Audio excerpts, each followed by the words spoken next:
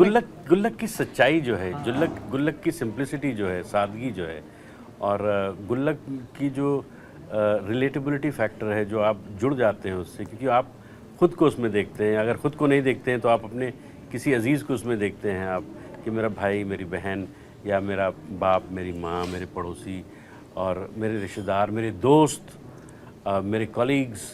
तो उन सब रिश्तों को आप देखते हैं वहाँ पर, वो कहीं ना कहीं कनेक्ट करते हैं उनसे, और दिल से कनेक्ट करते हैं। जिस सच्चाई से वो लिखी हुई है और जिस सादगी से लिखी हुई है और जिस मज़ाहिया अंदाज में उसको प्रेजेंट किया गया है, होलसम एंटरटेनमेंट है वो। और कहीं कुछ भौंडापन नहीं है, कहीं कुछ फुहड़ता नहीं है उसमें, कोई गाली गलौज नहीं है।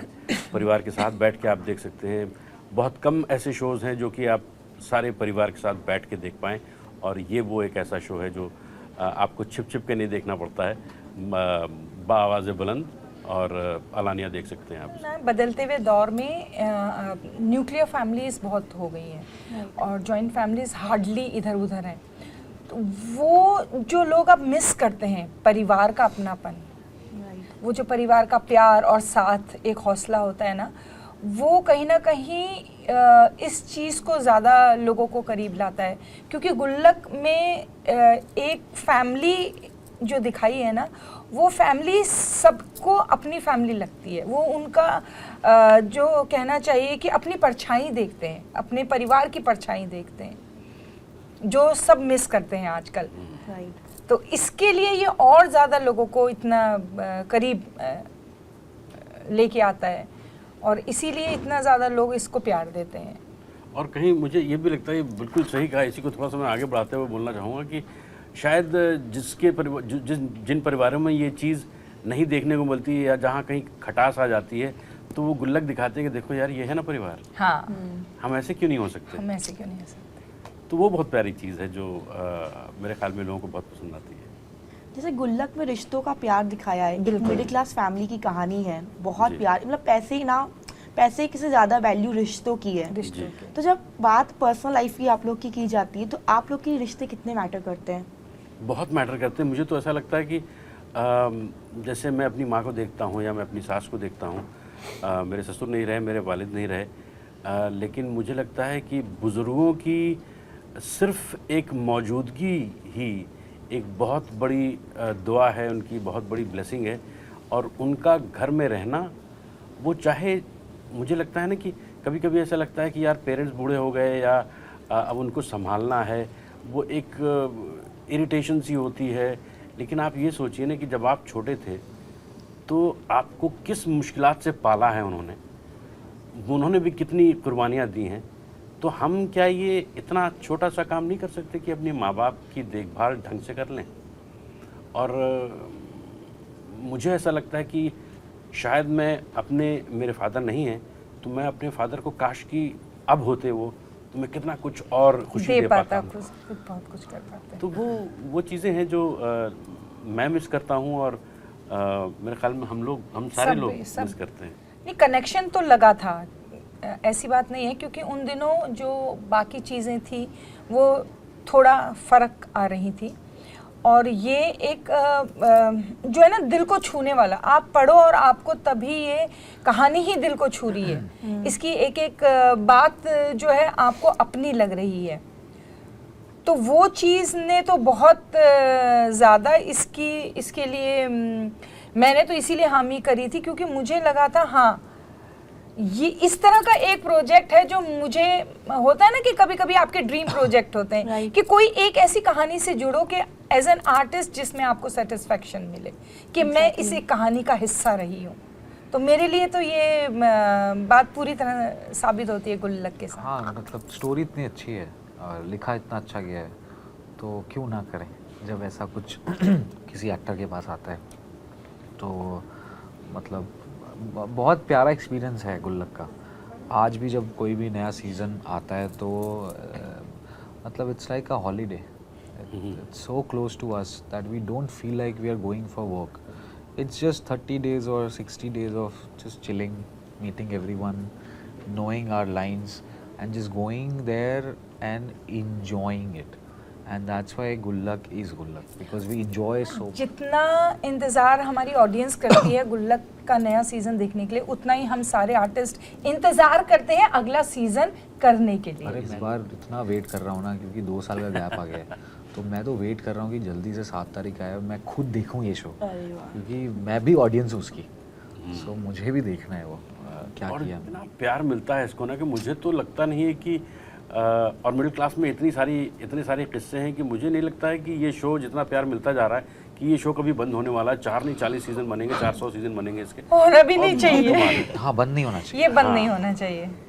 बहुत कमाल है। और वो जो रिश्तों की बात में आप कर रही थी, मुझे ऐसा लगता है कि ये जो अभी न्यूक्लियर फैमिली की बात कर रही थी ये, तो जब और मैं बुजुर्गों की बात कर रहा था कि हम कहीं वो चीज़ अभी जब न्यूक्लियर फैमिली बन जाती है तो हमें ऐसा लगता है कि यार काश कि मेरे माँ बाप होते। अब बच्चे हैं, अब अगर दोनों वर्किंग हैं तो आप कहते काश कि मेरे माँ बाप होते तो इनका कोई ख्याल रख लेता, दोनों काम करने जा रहे। तो वो चीज़ें, बहुत सारी ऐसी चीज़ें हैं बहुत सारी है जो आपको एहसास दिलाती हैं कि जॉइंट फैमिली या एक परिवार जब एक साथ रहता है तो उसके कितने सारे बहुत फायदे हैं। हम महत्वपूर्ण नुकसान उसके ज़रूर ढूंढ लेते हैं और हम अलग हो जाते हैं, लेकिन अलग होने का नुकसान मेरे ख्याल में ज़्यादा है। बहुत ज़्यादा। किरदार मेरा 3 सीज़न में देख लिया आपने, चौथे सीज़न में भी वैसा ही है, मस्तीखोर है और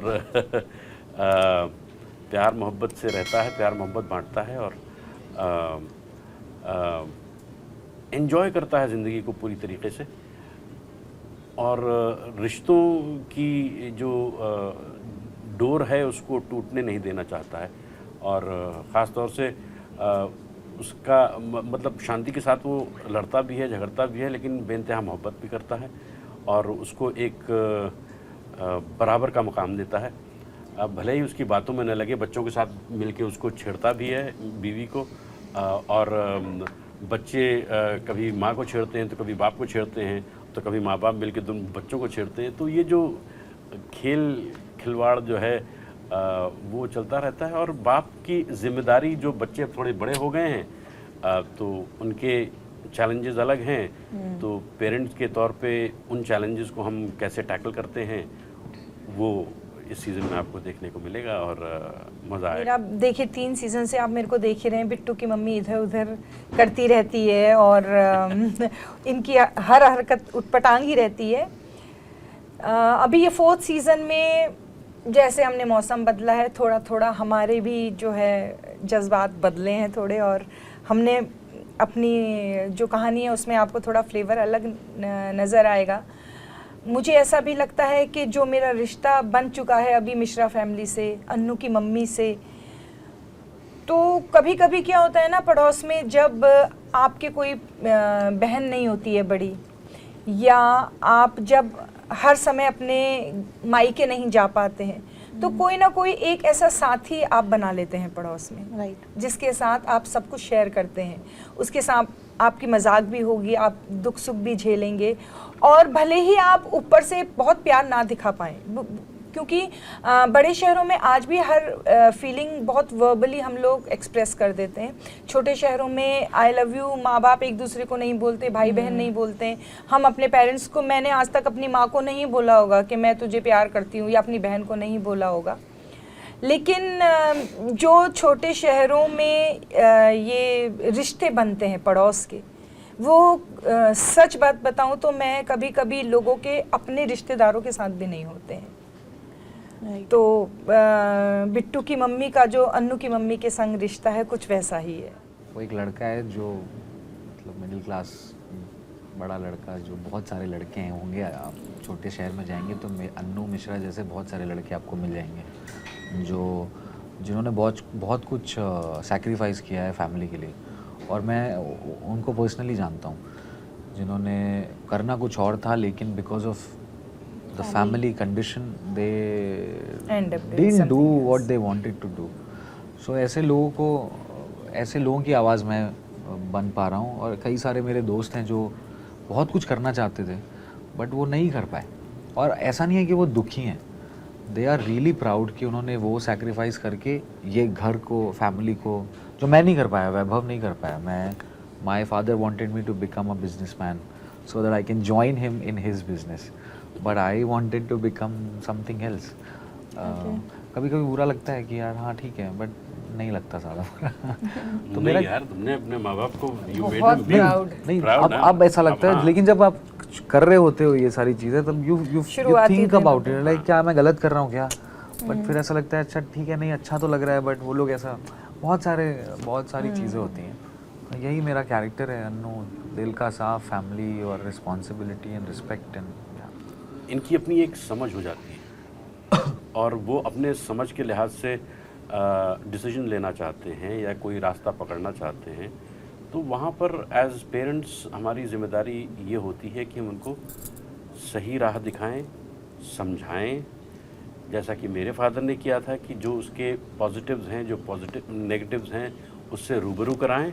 और फिर मुझे लगता है कि एक डिसीजन अगर वो इतना मैच्योर है बच्चा कि वो डिसीजन खुद ले सके, तो उसको वो डिसीजन लेने देना चाहिए। और कुछ करना चाहता है तो उसको करने देना चाहिए और उसको सपोर्ट करना चाहिए उस चीज़ में। तो कुछ एक कभी ऐसा होता है कि माँ बाप को वो चीज़ कतई नापसंद है तो वो उस पर सख्ती से उस पर एतराज़ जाहिर करते हैं। तो पेरेंटिंग एक मुश्किल चीज़ है, आसान नहीं है जितना कि हम समझते हैं। और वो जब आप उस दौर में पहुंचते हैं, जब आप पेरेंट खुद बनते हैं, तभी आपको एहसास होता है कि ये कितनी मुश्किल चीज़ है। हम माँ बाप को या बड़े भाई को उल्टा सीधा बोल देते हैं कि यार उन्होंने ऐसा कर दिया, क्यों किया यार, हमारे साथ ऐसा थोड़ी करना चाहिए, हम तो सगे भाई हैं या हम उनके बेटे हैं, उनकी औलाद हैं, हमारे साथ ऐसा कैसे कर दिया। लेकिन उनकी नीयत हमेशा अच्छी होती है क्योंकि वो आपसे मोहब्बत करते हैं, क्योंकि because they care for you. तो उस जज्बे से उस चीज़ को लिया जाए तो कभी खटास नहीं आएगी। तो मेरा ये मान। बिल्कुल, पेरेंटिंग तो बहुत मुश्किल चीज़ है, क्योंकि मुश्किल इसलिए है ना क्योंकि आप किसी को राह दिखा रहे हो। एक बच्चा जो जैसे होता है ना कि कच्ची मिट्टी का एक वो है, आप उसे एक ढांचा दे रहे हो, वो ही आगे जाके एक अच्छा इंसान बने तो अच्छी बात है। उसमें अगर थोड़ा भी 19-20 हो गया और वो एक अच्छा इंसान नहीं बना तो भी आपके लिए वो एक बहुत हमेशा के लिए दुख की बात हो जाती है। You are I think making a citizen, preparing a citizen of your country. It's a very very big responsibility कि कम से कम एक इंसान अच्छा बने आपका बच्चा। और ये इतनी बड़ी रिस्पॉन्सिबिलिटी है क्योंकि हम पहले अपने आप को जो है सही बना सकें, कि हम वो उदाहरण बन सकें उस बच्चे के लिए, है ना। और मतलब पूरी ह्यूमन जो रेस है उसकी रिस्पॉन्सिबिलिटी है। सो मुझे लगता है इससे ज़्यादा बढ़कर तो और कोई मुश्किल चीज़ होती नहीं है, बिकॉज यहाँ पर इमोशन भी आ जाते हैं पेरेंट्स के लिए। ये आप न्यूट्रल होके उसको नहीं गाइड कर सकते हो, आपको कभी कभी हार्ड होना पड़ता है, आपको अकेले खुद जाके रोना पड़ेगा, लेकिन आपको उसको सही राह पे रखना है।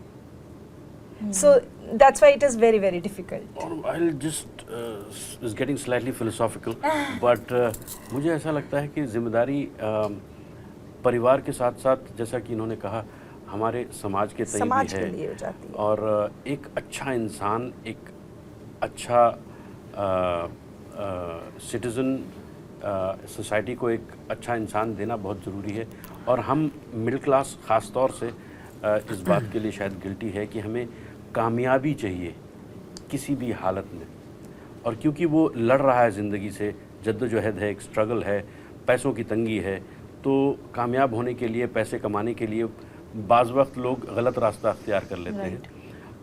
तो उससे मेरे ख़्याल में परहेज़ करने के लिए माँ बाप की और बड़े भाइयों की या जो समझदार हैं उनको ये सही राह दिखाना बहुत ज़रूरी है, ताकि हमारा समाज बेहतर बन सके, बिल्कुल बेहतर इंसान बन सके। हाँ, आज की पीढ़ी बोलेगी ये कि मैं 4 बिल्लियों का फादर हूँ और उनका बहुत ध्यान रखता हूँ, नहीं चाहता कि कुछ उल्टा सीधा करें। वो कभी कभी मार खाते हैं, बट बहुत कुछ सीखने को मिलता है।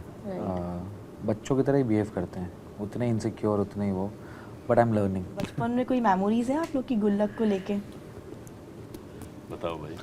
कभी पैसा गुल्लक पैसा रखा है? पैसा, पैसे सिर्फ पैसा। रखते थे आप? हाँ रखते हैं ना, सब रखते हैं, खूब सारा पैसा हाँ। रखा जाता था, उसी ओके। से खूब मज़े करते थे। फिर तोड़ देते थे बाद में। तोड़ देते थे, चोरी कर लेते थे।